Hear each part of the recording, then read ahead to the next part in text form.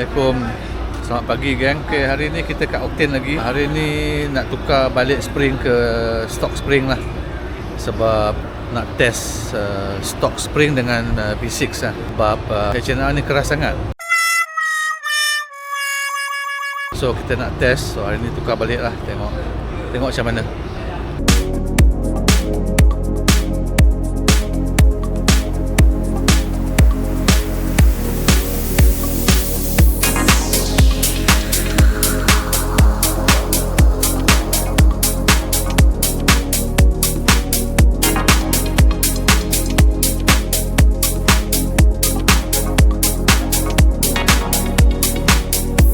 Okey lagi. Betul nak. Tak ada rasa bunyi pelik-pelik, rasa pelik-pelik tak ada lah. Boleh. Ni baru drive pusing-pusing sikit. Lebih comfort lah sebab stock spring kan. Tapi masih keras sikit lah kalau banding dengan stock Exorber dengan stock spring. Kalau banding dengan Exorber GTI dengan stock spring pun masih keras lagi. Makna V6 ni dia memang lebih firm lah, lebih firm compare to even GTI kan. Tapi ni nak balik lah, drive balik ni nanti akan test lebih lagi lah. Lepas ni saya akan bagi review sikit lah. 1 hour later. Okay geng, baru balik daripada KL. Initial impressions, lebih comfortable lah, lebih comfortable daripada HNR. Tapi B6 ni lebih keras, lebih firm daripada GTI dan lebih keras daripada stock Exorber. Sebab kereta Abang Hassan kita stock suspensions, Exorber stock, spring stock, oh memang comfort. Tu GTI dengan spring stock masih comfort and firm tapi tak keras. B6 dengan stock spring firmer, lebih keras daripada Exorber GTI.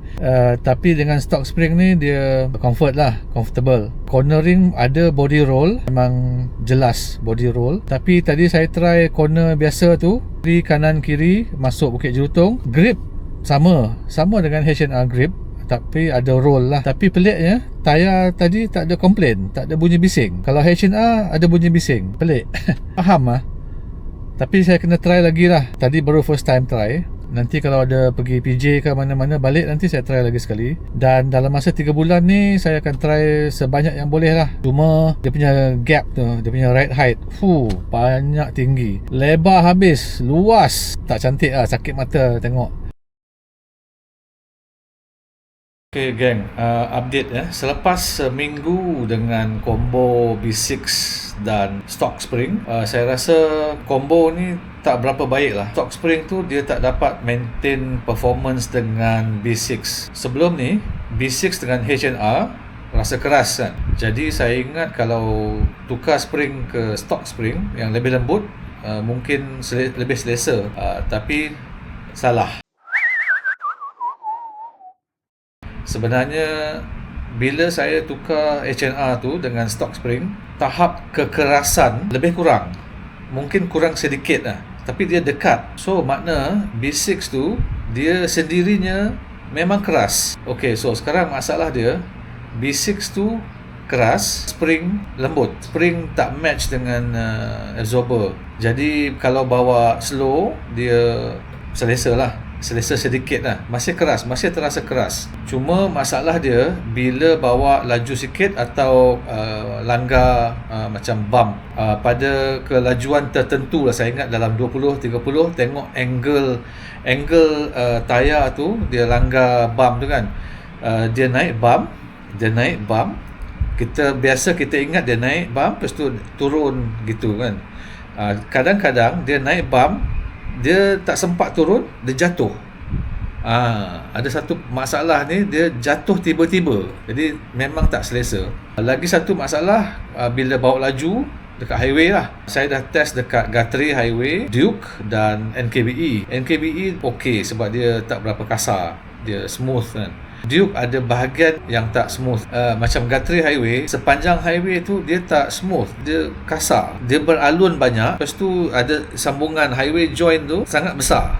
Jadi bila saya langgar highway joint tu pada kelajuan 150 km sejam, bahagian belakang dia macam skip, dia melompat lepas tu ke kiri. Dia bergerak dia melompat dan bergerak. Lepas tu bila walaupun jalan lurus, dia tak stable, dia macam sentiasa bergerak. Jadi confidence tu tak ada. Rasa takut.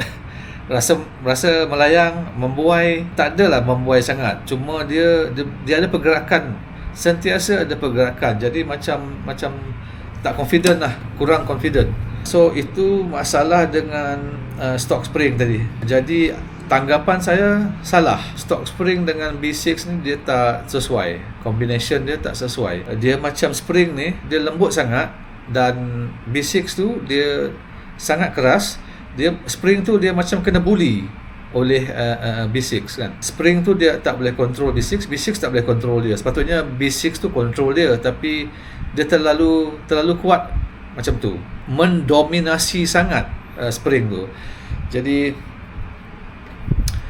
saya ingat saya nak pergi cari iBug Pro Kit Spring lah, daripada apa yang saya baca dan tengok pengalaman orang lain. Walaupun bukan kereta 308 T9 ni, iBug tu lembut sikit dan dia panjang sikit kan. So sepatutnya iBug tu dia boleh control B6, dan B6 boleh control dia dengan baik lah.